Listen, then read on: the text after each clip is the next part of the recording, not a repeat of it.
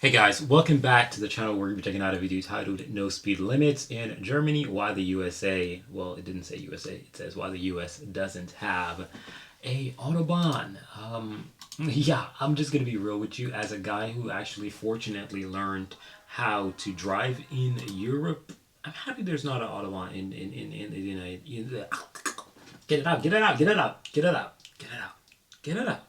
I'm happy there's not an Autobahn in the United States. Why? For one simple reason. I think the most intriguing part of the German Autobahn is the speed limit, right? A lot of people just love it because of that, right? That is what sets it apart from most highways in the world, right?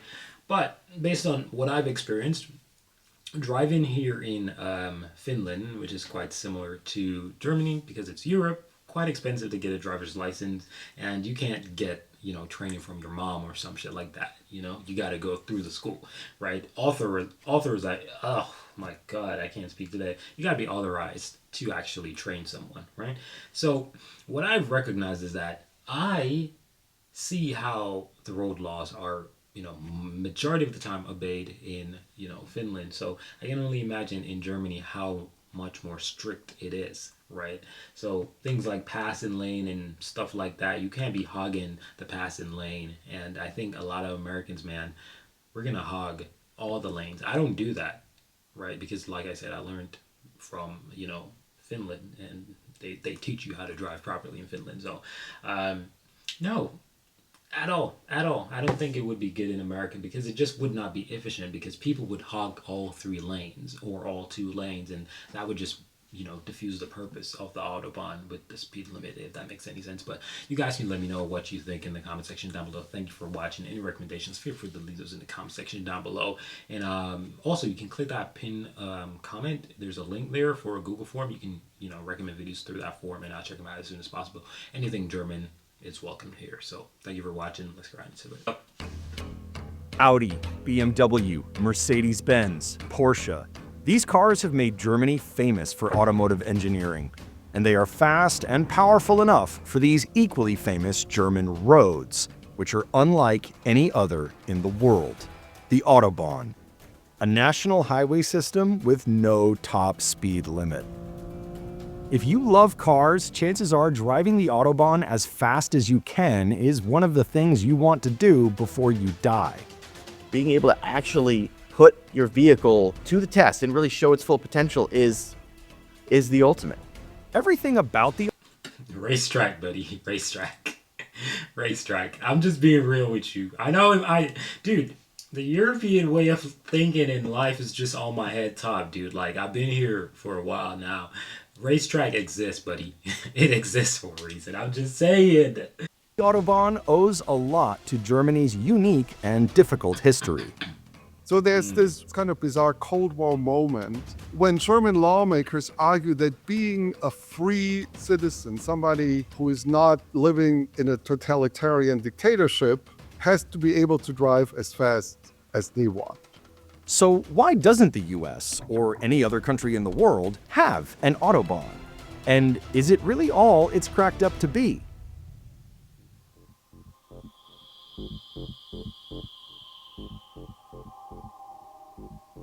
First things first, what is the Autobahn? The full name is actually Bundesautobahn, which simply means federal highway. It is a more than 8,000-mile system of limited access freeways that run all throughout Germany. The word Autobahn is often just translated as motorway. In simple design terms, it's quite similar to freeways in the United States. Limited access means cars and trucks only. No pedestrians, no bicycles, no skateboards, nothing other than cars. There are designated entry and exit points and no stoplights or intersections. The roots of the Autobahn go back all the way to the early 20th century, but really, the first big step in its growth happened under Adolf Hitler. There really was no need for it at all.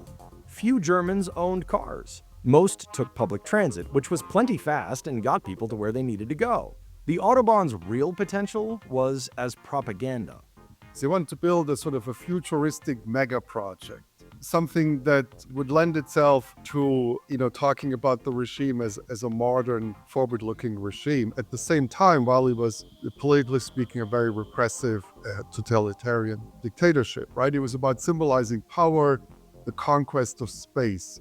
By the end of World War II, there were less than 4,000 kilometers built, about 2,500 miles.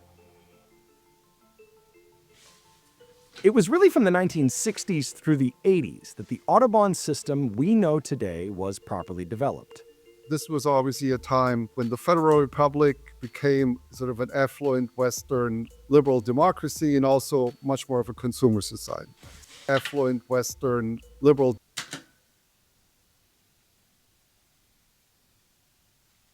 What do you mean by that? Wait, what does that mean?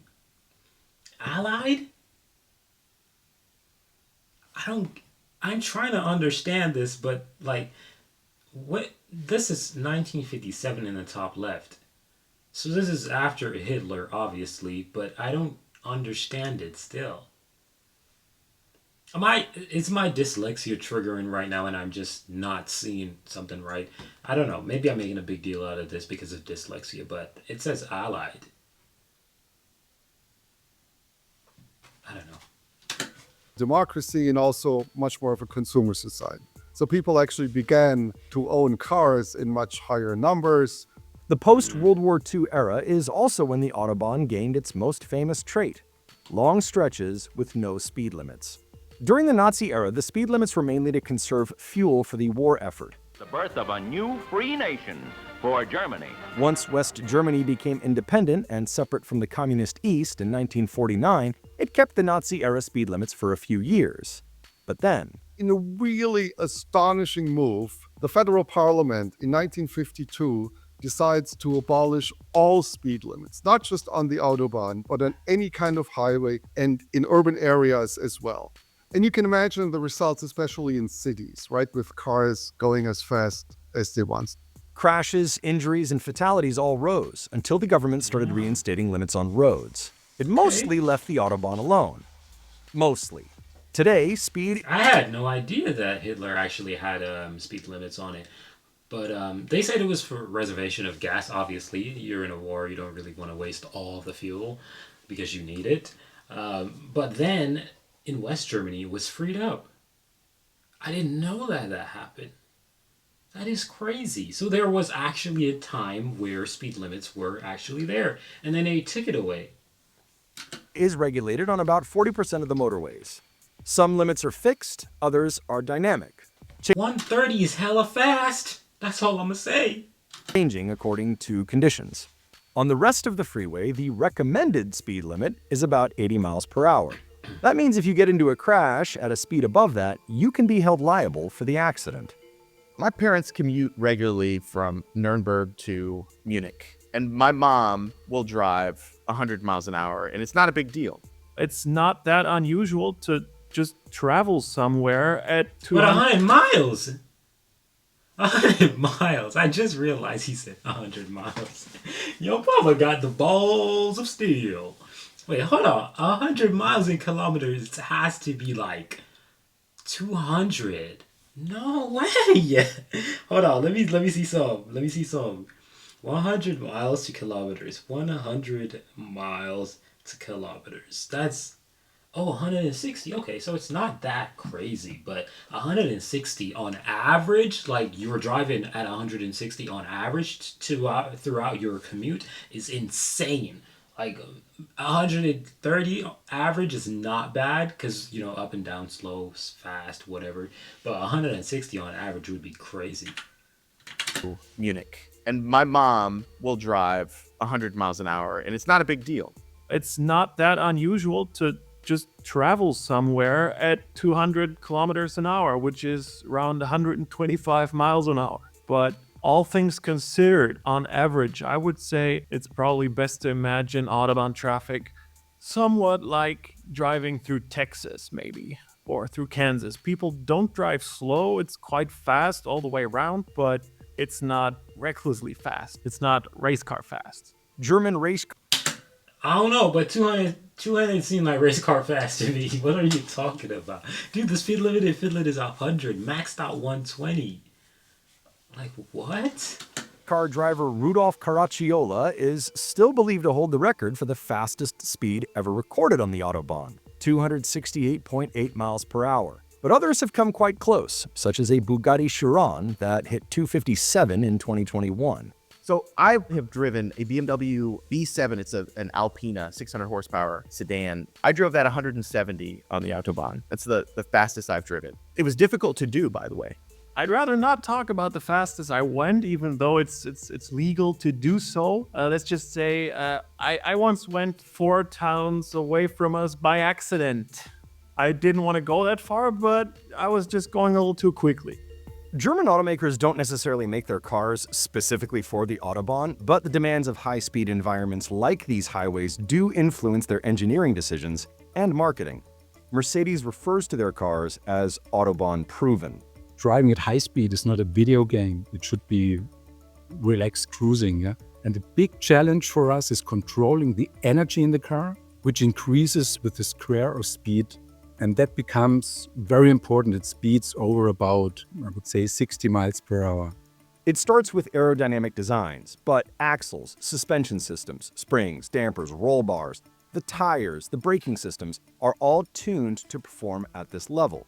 We tune the vehicle safety, the comfort and agility, yes, to deliver a typical Mercedes-Benz driving character at high speeds. Mercedes even has an onboard system designed to keep the car on course when it is hit from the side by a strong gust of wind. Even with startling events like, for example, powerful wind gusts. So our aim is to keep the car stable and... Yeah, because I'm telling you, driving fast, the most important thing is stabilization when you're driving fast. Like, if your car is actually doing the or you got shaky hands, that ain't for you. That is not for you, right? But if the car is able to go in a straight line and you're also able to keep the car in a straight line, you can definitely go fast. But I would not recommend going above a certain amount of speed, you know, if you're not used to it. That's just me.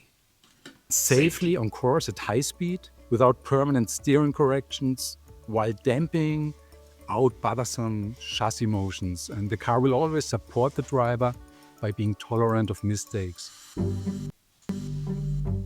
To understand why Germany is basically the only country in the world with a mostly unregulated highway like this, Wait, you said basically. So is there any? it is probably best to look at what makes Germany's driving laws and car culture so different from, say, the supposedly freedom-loving United States. First of all, it's a lot harder to drive a car in general in Germany. You can't get a license in the country until the age of 18. In the US, the law varies, but in most states, people can obtain learner's permits at 15 and receive licenses allowing them to drive legally under at least some conditions by the age of 16. It is also far more expensive and challenging to obtain a license.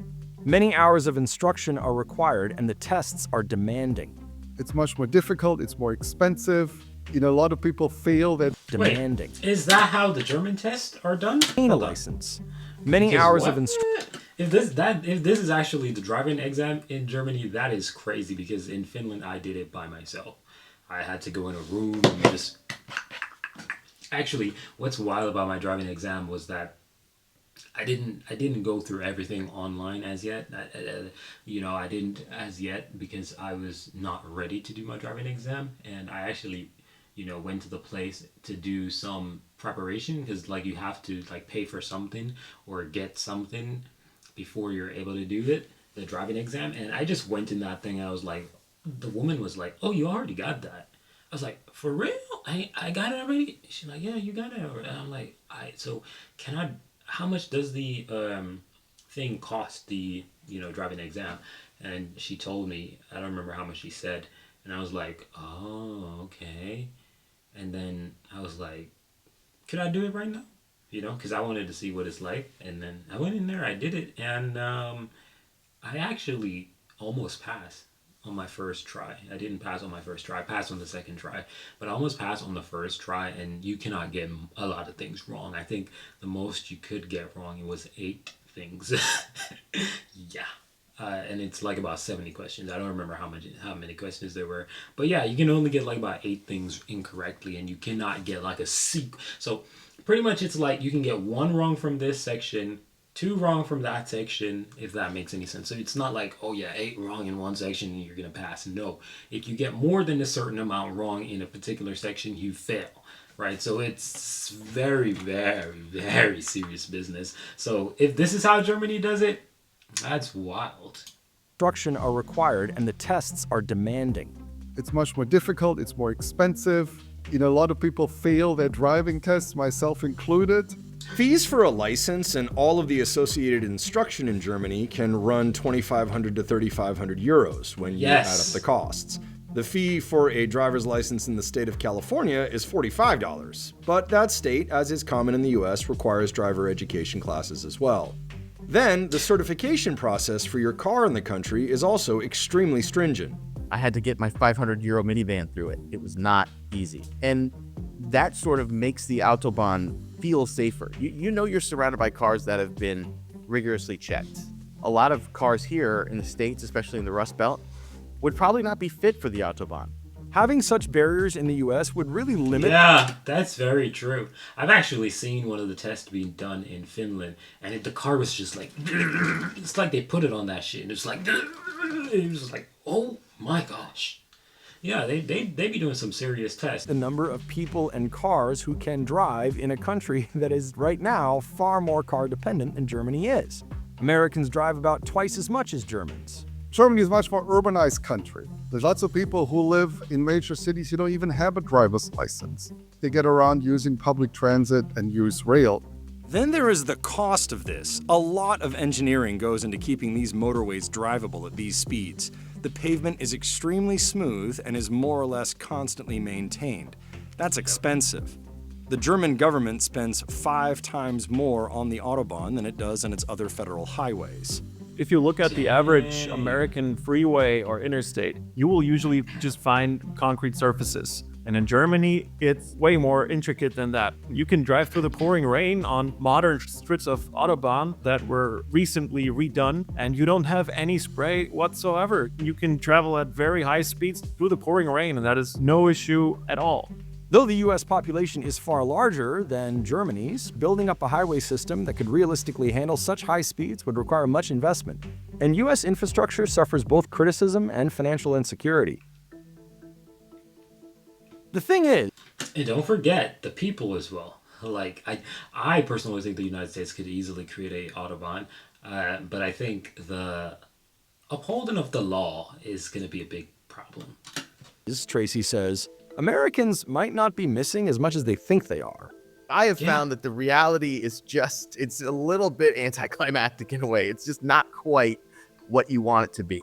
Just because there is no speed limit doesn't mean you will always be able to drive fast. Across Germany, there were about 516,000 traffic jams in a single year. And the number of hours Germans spend in traffic has been rising. Several highways had traffic jams that were longer than 40 miles. It's under construction a lot. It makes sense. If you have an unrestricted highway, it has to be perfect. You can't have a deep pothole like in Detroit where I used to live. If you had one of those potholes on the Autobahn, you'd see cars getting air. Germany's Autobahns are also major thoroughfares for international commerce. Germany is kind of right smack dab in the center there of Europe. It's sort of this connector between East and West, even North and South. So you see a lot of commerce. A lot of trucks are traveling on that Autobahn, and they are not fast. If you come to Germany and expect a large and vast countryside and you can go wherever as fast as you like, then you might get disappointed because it's quite crowded and we have large cities.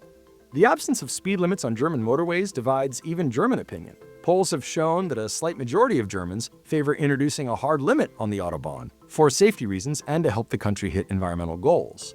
Speed does worsen the severity of crashes and raises the risks of injuries and deaths. That said, most of Germany's vehicle fatalities happen on rural roads, followed by urban ones.